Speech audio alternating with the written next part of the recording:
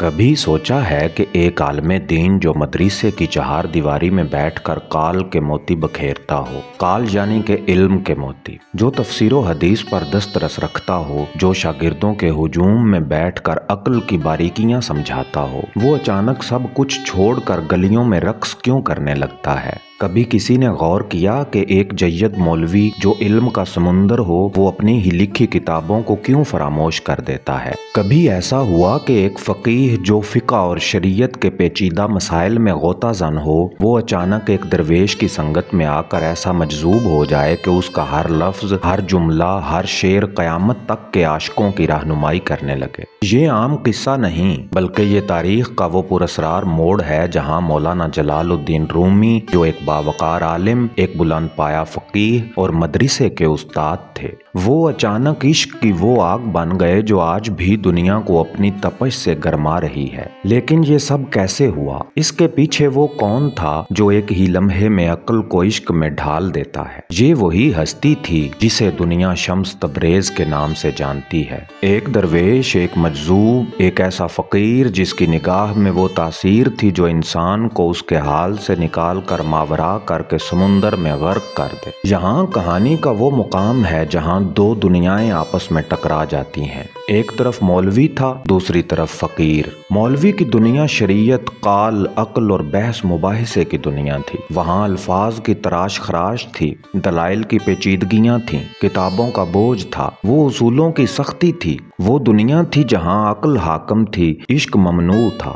فقیر کی دنیا مستی، جذب، سوز و گداز اور آگ میں جلنے کی دنیا تھی۔ یہاں دلائل کی جگہ دیوانگی تھی، کتابوں کی جگہ تجربات، مجاہدات اور مشاہدات تھے، عقل کی جگہ عشق تھا اور قید کی جگہ آزادی تھی۔ یہ وہ دنیا تھی جہاں شریعت کے بعد طریقت اور معرفت تھی، علم کے بعد عشق تھا اور قال کے بعد حال تھا۔ اور جب یہ دونوں دنیائیں آپس میں ٹکرائیں تو مولوی فقیر کے ہتھے چڑھ گیا۔ کونیا کے کوچہ و بازار میں علم کے چراغ روشن تھے اور ان چراغوں کا سب سے بڑا منبع مولانا رومی تھے۔ ان کی محفل میں بڑے بڑے علماء آ کر بیٹھتے، ان کے فتوے دور دور تک پہنچتے، ان کی زبان سے نکلنے والا ہر جملہ گویا ایک قانون کی حیثیت رکھتا۔ مگر پھر شاہ شمس تبریز رحمت اللہ علیہ آ گئے۔ کہتے ہیں کہ شمس تبریز کے قدم جس زمین پر پڑتے وہاں حقیقت کے دروازے کھل جاتے۔ وہ عام آدمی نہ تھے، بلکہ ایک ایسا راز تھے جو صدیوں سے کسی متلاشی کی تلاش میں تھے۔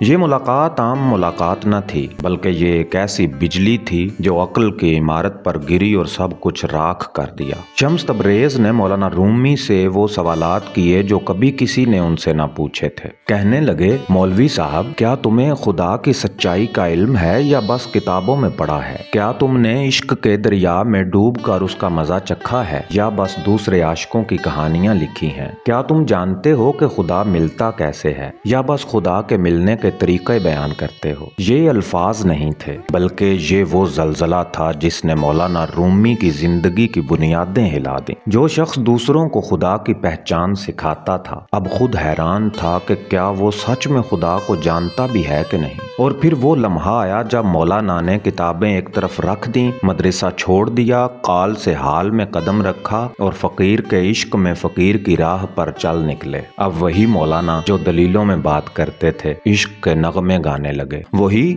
جو شاگردوں کو سبق دیتے تھے، اب بازار میں رقص کرنے لگے۔ وہی جو علم کی دنیا کے بادشاہ تھے، وہ اب فقیر بن کر خاک پر بیٹھ گئے۔ یہ وہ لمحہ تھا جب مثنوی مولوی مانوی کا آغاز ہوا۔ یہ کتاب کوئی عام کتاب نہیں تھی، بلکہ یہ وہ دیوانگی تھی جو کسی ایک انسان میں قید نہ رہ سکی۔ یہ وہ کلام تھا جو الفاظ میں لکھا گیا، مگر اس میں آگ، تپش، درد، سوز اور بے خودی تھی۔ مثنوی کے چند اشعار جو عشق و مستی میں ڈوبے ہوئے ہیں، جس کا ترجمہ یہ ہے، عشق باتوں میں نہیں آتا، عشق وہ سمندر ہے جس کی گہرائی ناپید ہے۔ یہاں مولانا عشق کی وہ حقیقت بیان کر رہے ہیں جو لفظوں میں بیان نہیں ہو سکتی۔ عشق کا مزہ وہی جان سکتا ہے جو خود اس میں غرق ہو جائے۔ ایک اور شعر ہے جس کا ترجمہ یہ ہے، میں تو چاند کا غلام ہوں، میں تو اپنے محبوب کا غلام ہوں، میرے سامنے کسی اور کی بات نہ کرو، میرے سامنے صرف عشق کی بات کرو، کسی اور چیز کی نہ کرو۔ یہاں مولانا عشق میں فنا ہونے کی کیفیت بیان کر رہے ہیں۔ जब आशिक किसी से मोहब्बत करता है